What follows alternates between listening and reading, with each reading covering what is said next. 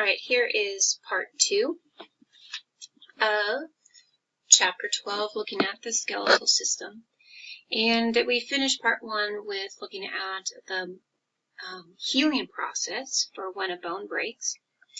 And the bone remodeling process also adjusts bones to needs and releases calcium to the blood. So bone remodeling, just some basic information here, and this is pretty stable across individuals, across different populations. And bone renewal is about 18% per year. So over the span of 5 years, your bones will be completely new from what they were 5 years ago. All right, because every year you have close to a 20% renewal rate. Remodeling allows bones to respond to stress, and the stress isn't necessarily what we would call psychological stress or what we would think of stress, but the actual activity of what you are doing. All right, and this process of bone remodeling regulates the calcium in the blood through hormones, and those increase or decrease the rate of bone remodeling. So if your hormone levels are messed up, all right, then you may have an increase in bone remodeling, but that remodeling process might be disrupted. And so you might actually lose bone mass rather than it be an equal process of absorption and laying down new bone. All right, and when we think about hormones in this process, women are more at risk of developing bone disorders such as osteoporosis, and it's a given. There's a hormone connection. It's not completely understood, but it's there. All right, so in summary, we've looked at the skeletal system functions, those 5 major functions of, what were they again? They were supporting the body, protecting the organs, vital organs, soft body parts, utilizing the marrow, the bone marrow that is on the interior of some of your bones to produce blood cells, stores minerals, specifically calcium and phosphate, and it aids in the movement process in conjunction with the muscular system. All right, the ribs, same in men and women. There are ligaments, which we didn't talk about this, but major ligaments are going to help hold bones together. And bones first build by replacing cartilage. In that developing child in the womb, cartilage is what's there to begin with, and then as that tiny little person develops, then bones are going to replace all of that cartilage. All right, bones grow when osteoblasts make new bone cells, and the osteoclasts degrade or remodel the old bone. And your bones are constantly fractured and remade, right, into stronger bones, unless there's a problem.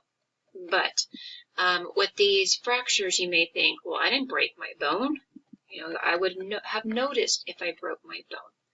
But what we're talking about in this last point is microscopic stress on your bones.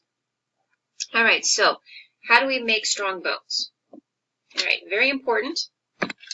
And you can kind of think about it as a piggy bank, except this piggy bank doesn't have money going into it. It has bones. All right, so your bones are a bank for your body. And we're talking about the minerals. So your body takes out the calcium it needs if you don't eat enough. So you're going to withdraw money from the bank or withdraw calcium from your bones. So therefore, you need to constantly replenish the calcium or deposit money in your bank, because if you continue to withdraw money and you don't deposit any money, eventually there'll be nothing there. Same when it comes to calcium. All right, so you really should be taking in calcium every day. 500 to 1,000 milligrams is probably a good range to be in, depending on what your age is and whether you're male or female, and at what point in life you are. So there's a lot of things that go into this.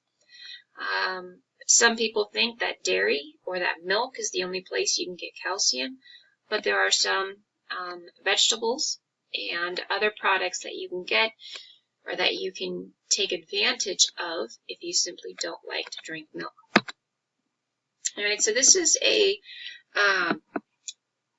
fun diagram to just simply look at and spend just a couple minutes on to show you the reason why you need to take in calcium every day. So what this figure shows is a person pulling in 1 gram of calcium a day. So that's going to be the 1,000 milligrams. All right, so what happens? All right, this is the GI tract. Food going in, a lot of the material just simply goes out. And what happens? All right, 300 milligrams or so, about 30% of what you eat is going to be absorbed out of your intestinal tract. All right, the soft tissue calcium, you need about 1,000 milligrams, and so that's going to be exchanged equally. Extracellular fluid calcium. All right, all of your cells need some calcium to function properly, and this amount is about 900 milligrams. All right, and then your bone. You're constantly giving your bone fresh calcium, and you're constantly taking out calcium. And you want this process to be equal. All right, so then your bones are going to maintain a constant microenvironment and a constant structure. And then your kidneys, through the process of filtering the blood, you're also going to lose some calcium in your kidneys. So what happens if you have kidney disease? All right, if you have kidney disease, you can actually be dumping a lot more calcium in your urine. And what does that mean? You're not pulling calcium back in. And so eventually with kidney problems or renal failure, you can eventually see problems cross over into the skeletal system. All right, so intake, 1 gram or 1,000 milligrams each day. Outtake, 850 milligrams plus 150 is a gram or 1,000 milligrams. All right, so you want this process to be equal. And if you have to scale or tip the scales one way or the other, you probably want to be taking in a little bit more rather than the opposite of getting rid of more than you take in, because if you get rid of more than you take in, you're eventually going to start pulling excess out of the bones. All right, so for strong bones, you need activity. So jumping off of a 20-inch height has shown or was shown in a scientific study to have a significant positive effect on hip and lumbar spine size and density in children. All right, so that's this simple movement here. Walking up these 2 steps, not that big of a deal, 10 inches, and then jumping and landing on the ground. And why is that? Because this process stresses your bones, right? Just that simple jumping and landing is going to create micro stress, micro abrasions, even those micro fractures to your axial skeleton. And though that micro trauma is going to what is going to cause the repair process, the remodeling process, and that means the person, this child, is going to have stronger bones. The stronger your bones are initially, early age, the stronger your bones are going to be later on. So start rigorous training before puberty, all right, because once puberty sets in, you don't have as much bone mass development as you have before puberty. So you want to have all of this, you want physical activity when the child is young, all right, to help aid in that bone development process. So, how you keep your bones healthy. All right, when you're talking about the interior of you that you can't see. So, taking good stuff in. All right, increase your calcium intake. Food sources, dairy products, green leafy vegetables, salmon, sardines. Not good stuff there in terms of the salmon and sardines. Not a big fan of those, but high calcium. And so green leafy vegetables, good thing. All right, lots of fiber, lots of roughage, but also rich in necessary minerals for your body. Cheese, all right, it's a dairy product. You should be careful in terms of the cheese and the amount of cheese because some can be high in fat, sometimes high in salt and cholesterol, and then just basic milk. If you're not a fan of milk, of cow's milk, there's almond milk, there's coconut milk. I know almond milk is a very good source, a very good substitute for cow's milk in terms of calcium component. I'm not sure about soy milk or coconut milk. If you smoke, you should stop smoking because that is highly detrimental to your entire system, including the skeletal system. You actually want some sunlight. All right, we always hear about how sunlight is poor for our skin because of the UV radiation, but actually a small amount of sunlight, whether it's in the morning, during the summer, in the afternoon, in the fall or winter, it's amazing that the sunlight moving in through your skin is going to be important for activating vitamin D. And vitamin D is very important for maintaining proper calcium metabolism. So you have to have active vitamin D for your body to be able to utilize the calcium that you take in. All right, limit estrogen. All right, so there's a lot of literature and knowledge on hormone replacement therapy, not over the counter, but oral birth controls, and what that extra estrogen does to your body. And then also issues with some drugs that can cause problems. All right, alcohol has both positive and negative roles in your body in regards to the effect on bones.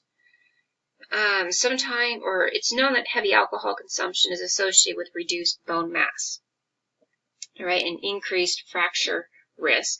Moderate alcohol use has been associated in some studies with higher bone density. All right, so you want high bone density, you want high bone mass, because as your body gets older and your bones start to wear and thin, if you had very thick or very high mass, high density bone to begin with, then you're not going to see the effect of pulling bone away as quick as you would see it if your bones were of low mass or low density to begin with.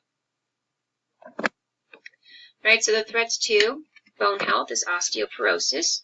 And what you see in this picture is the increase in the size of the holes. And osteo is bone, porous is porous, all right? Literally, your bones become porous. And that allows for or creates this loss of bone density. Those bones will break down much faster than they can rebuild. And so you have these very weak bones. And they eventually can become so, or loss of mass on the interior that they will simply start to get crushed. And so that's where older individuals can actually start to lose height because their axial skeleton system will actually just start to decrease, and the person starts to shrink. All right, with the vertebrae in the spinal, in the spine, all right, those will start to shrink. They won't be as strong. And then you have the hunched over stature that some people get when they develop osteoporosis. You've got some additional drugs or additional notes to read through. But the last few slides are just going through the process of osteoporosis.